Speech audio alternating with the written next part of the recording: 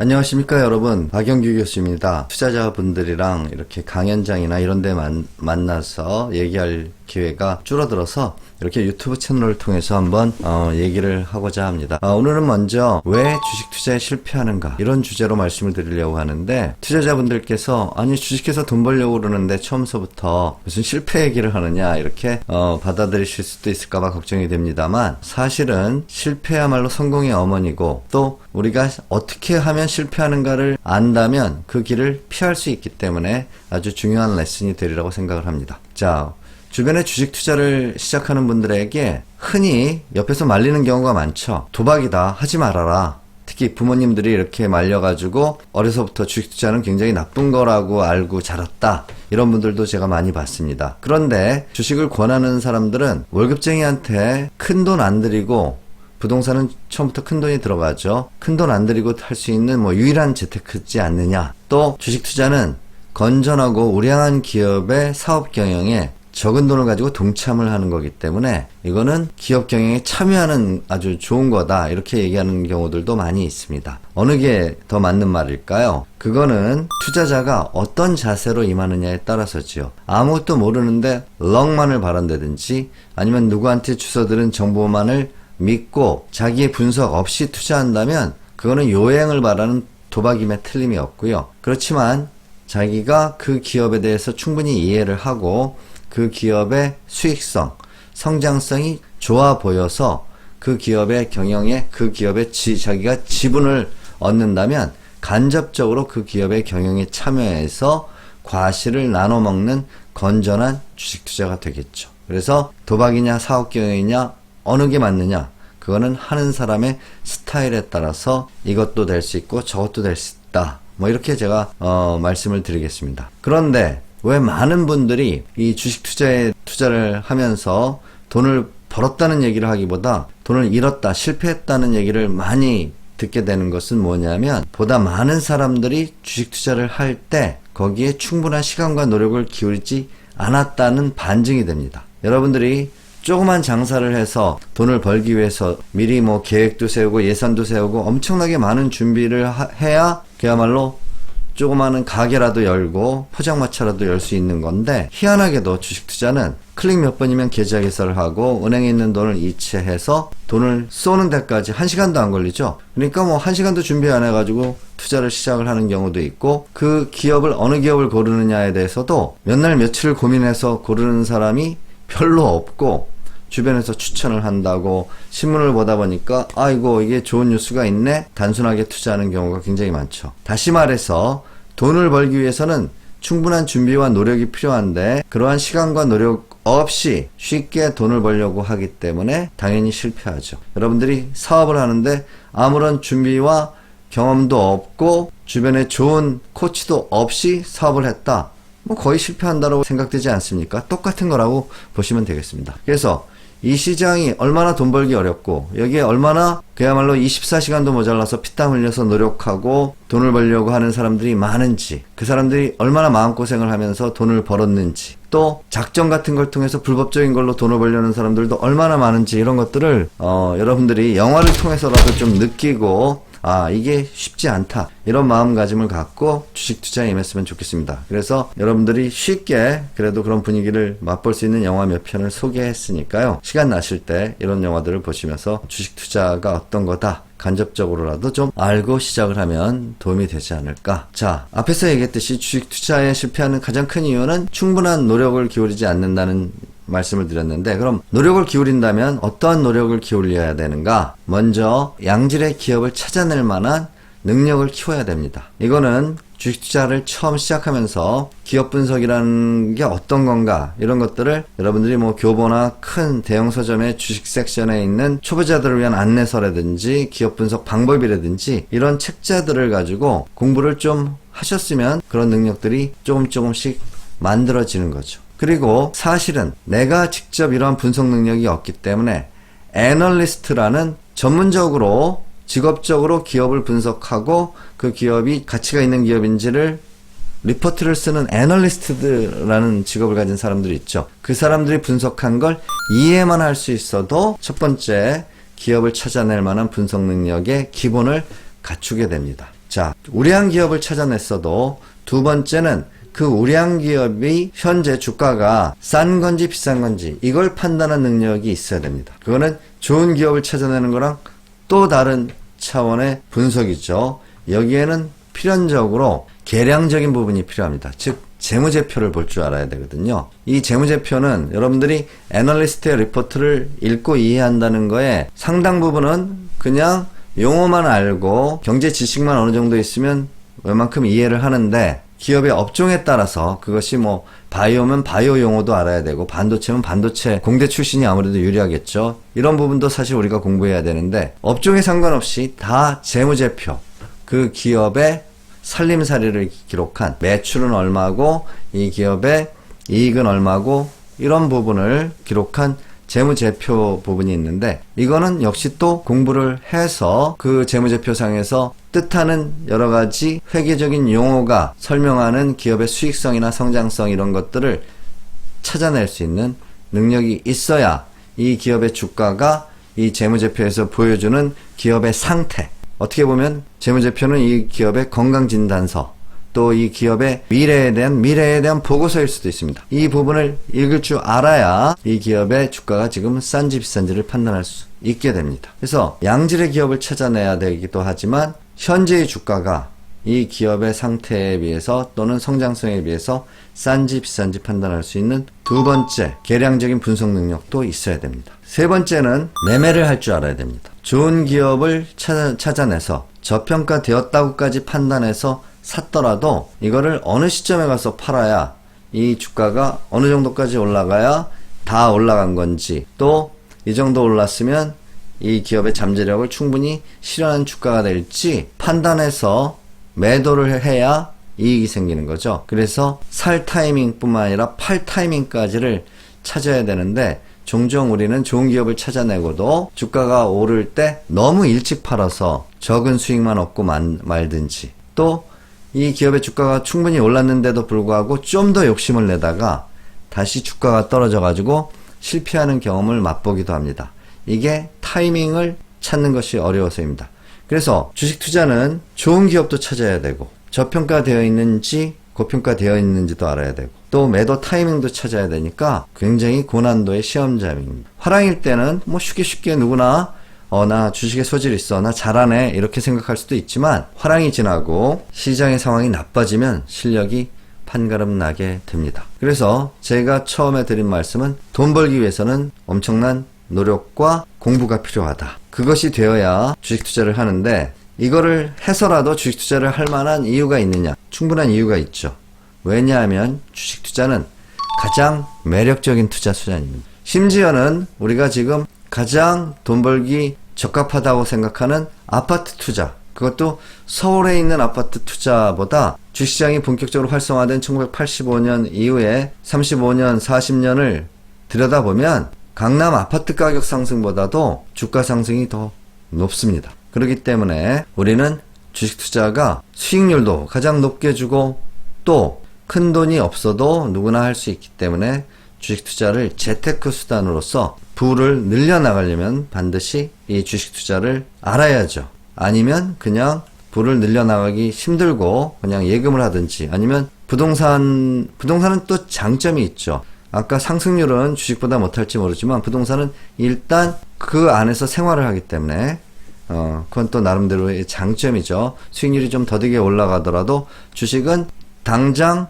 사용하지 않고 수익을 얻어야 되지만 부동산은 사용하면서 수익을 얻을 수도 있으니까요. 그러나 뭐 최근 들어서 부동산의 세금이 굉장히 강화돼서 부동산은 세금적인 측면에서의 부담까지를 생각하면 더 앞으로는 매력이 더 떨어질 거라고 생각을 합니다. 자, 만약에 주식 투자가 매력적이라는 걸 이 페이지를 보시면, 만약에 우리가 우량주에 장기 투자만 했다고 치더라도 제일 쉬운 거죠. 각 업종의 1등 주식에 장기 투자를 했다면, 2000년 초에 투자를 했다면 2018년, 2020년까지, 지금 이것은 제가 2018년 말까지의 자료를 분석해서 주식 투자에 관련된 책을 썼는데, 누가 시장을 이기는가. 이 책에서는 처음에 왜 주식 투자가 어려운지를 설명하는데 그 부분에서 이러한 내용이 나옵니다. 그래서 이 책에 있는 분석이기 때문에 한 1, 2년이 지났지만 현 시점까지를 감안하더라도 크게 답이 달라지는 게 아니기 때문에 여러분들이 이 부분을 양해해 주시기 바랍니다. 삼성전자에 만약에 투자를 했다면 연평균 누적 수익률은 2000년 초에서부터 2017년 말까지 18년 동안 857%고요. 이게 18년 동안으로 나누면 단순하게 나누면 이제 연 47%, 현대차는 한 42%, 롯데케미칼은 123%. 이렇게 연 수익률이 이렇게 높은 부동산은 없습니다. 강남의 아파트라고 하더라도. 그만큼 매력적인데 왜 우리는 이렇게 주식 투자에서도 왜 돈을 못 벌까요? 주변에 주식 투자를 10년, 20년 했다는 사람 보고 그러면 삼성전자만 가지고 계셨어도 지금 삼성전자가 거의 8배, 9배 올랐으니까 1000만 원이면 거의 1억 되셨겠네요. 삼성전자만 투자해도 그렇게 됐고 주식 투자가 평균적으로 여기 있는 업종 대표 종목들이 연 30% 이상을 먹여줬으니까 주식 투자를 10년 이상 하셨으면 돈 많이 버셨겠네요. 그렇지를 못합니다. 왜 그러느냐? 지나놓고 나면 그때 삼성전자를 샀었어야 돼. 그랬으면 돈을 벌었을 거야 라고 지나면 얘기하지만 오늘날에도 우리는 어떠한 우량한 종목을 놓고도 그 종목을 사가지고 돈 벌기가 굉장히 힘듭니다. 해보시면 알겠지만 왜 어떤 우량 종목을 들어가서도 돈 벌기가 쉬운지 제가 이 그래프를 가지고 한번 설명을 해보겠습니다. 2000년 초에 여러분들이 삼성전자 주식에 투자를 했다라고 생각을 해봅시다. 공교롭게도 2000년 초에 삼성전자 주가는 여기에 2000년 첫날입니다. 연초에 공교롭게도 30만원에 시작을 했습니다. 여기서 이런 질문이 나올 수 있겠네요. 아니 삼성전자가 요즘도 5만원 밖에 안 하는데 어떻게 옛날에 2000년 초에 삼성전자가 30만원을 하느냐. 삼성전자는 이때 액면가가 5천원짜리 주식이었죠. 지금은 액면가가 얼마짜리 주식으로 바뀌었냐 하면 100원짜리 주식으로 바뀌었습니다. 5천원에서 100원으로 바뀔 때 50분의 1로 5천원짜리 주식 한 주를 가진 사람한테 주식 50개로 바꿔주는데 액면가 100원짜리로 바꿔주는 거죠. 그래서 모든 주가는 50분의 1로 변합니다. 따라서 2017년 이 전환을 할 때의 삼성전자 주가가 한 250만원이었거든요. 250만원을 하는 삼성전자의 주가는 결국은 다 5만원으로 변경을 했다라는 얘기죠. 액면 분할이라고 우리가 얘기하는 부분입니다. 따라서 삼성전자 주가는 지금은 5, 6만원대이지만 그보다 아주 오래전인 액면이 5천원짜리 주식이 2000년 초에는 30만원에 거래되고 있었다 라고 말씀드릴 수가 있는 거죠. 그래서 2000년 초에 30만원이었던 삼성전자 주가는 2000년 중간에 슬슬 2월, 3월을 거치면서 약간 하락을 하다가 4월 달에 얼마까지 상승하느냐? 37만원 넘게 상승을 하죠. 37만원 넘은 날은 며칠 안 되지만 대체로 35만원 이상, 36만원 근처까지 이때 갔다라고 우리가 볼 수 있겠죠. 그러면 20% 수익률이죠. 20% 정도 수익을 냈으면 연초에 투자한 사람은 이때 팔까 말까 많이 망설이게 되고 이때 판 사람들도 없지 않아 있겠죠. 그러나 주식은 장기 투자하는 거야 라고 내가 마음 먹었다면 좀 더 계속 붙들고 있었으면 업앤다운을 좀 거쳐서 삼성전자 주가는 6월부터 굉장히 큰 폭의 상승을 실현을 해서 39만원까지 상승을 합니다. 이게 언제냐면 7월 중순쯤 되네요. 삼성전자 주가는 2000년 7월 13일 날 39만 4천원이 그 해의 최고가를 찍습니다. 만약에 여러분이 30만원에 연초에 이 주식을 샀다면 39만원 넘었으면 30% 수익률이죠. 30% 수익률 정도 되면 여기서 수익을 실현하고 말까 이런 생각을 많은 사람들이 하게 되죠. 그런데 사실은 이때 수익을 실현하고 나간 사람들이 그렇게 많지 않습니다. 특히 이 주가는 7월 이후에는 가파르게 하락합니다. 그래서 그전에도 하락했다 다시 올랐다 이러니까 39만원에서 가파르게 하락하더라도 사람들은 주식을 잘 팔지 않습니다.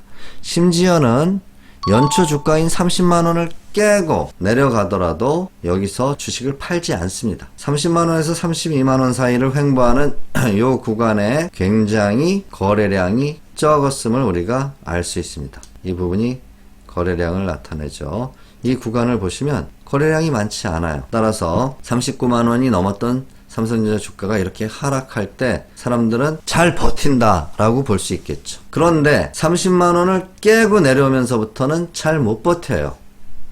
즉 상반기에 삼성전자 주식을 투자했던 사람들, 다 30만원 넘은 가격에서 샀던 사람들은 삼성전자 주가가 30만원을 깨고 내려오고 드디어 25만원까지를 깨고 내려가니까 버티지를 못하고 여기서 거래량이 폭발을 해버립니다. 결국은 사람들은 아무리 장기 투자를 한다라고 처음에 마음을 먹었어도 30만원으로 따지면은 25만원이면 거의 20% 가깝게 15% 이상 하락하면 굉장히 흔들린다는 거죠. 그나마 어떻게 보면 이때 판 게 잘하는 건지도 모르겠습니다. 왜냐하면 삼성전자 주가는 결국은 이 해에 2000년의 최저가는 12만원까지 하락해버리니까요. 그래서 20만원 이상에서 판 사람들은 오히려 나중에 쳐다보면 내가 잘했다. 그리고 이렇게 12만원까지 하락해버리고 나면은 진짜들 못 견뎌서 여기에서 거래량이 그 해의 거래량이 가장 크게 폭발하는 걸 여러분들이 볼 수 있죠.